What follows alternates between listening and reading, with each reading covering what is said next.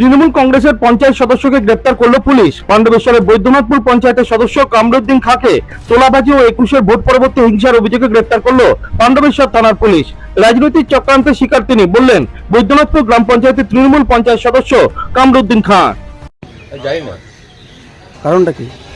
Political কারণ গ্রামে এরকম তো কোনো আমার রেকর্ড খারাপ নেই বা পয়লাবালি তো করি নাই। এবারে পলিটিক্যাল সবাইকে ফাঁসাচ্ছে গ্রাম যে না থাকে। এটা কতদিন আগেকার কেস দিচ্ছে? হ্যাঁ, কতদিন আগেকার কেস দিচ্ছে এটা? কিছু জানি এসে ব্যাপারে কি কতদিন কেস দিচ্ছে না দিচ্ছে, ঠিক আছে। আর আমি পয়লাবালিও করি না যে আমার ভয়টা গ্রামে ছিলাম, ঘরে ছিলাম, প্রবলেম ওদের হচ্ছিল। পাণ্ডবেশ্বরের সাউথ শ্যামলা কলিয়ারির সেক্রেটারি কামরুদ্দিন খাঁকে শনিবার থানা থেকে বের করে দুর্গাপুর মহকুমা আদালতে তোলা হয়। পাণ্ডবেশ্বর থেকে অনুরাধা সেনগুপ্ত রিপোর্ট, খাঁটি খবর।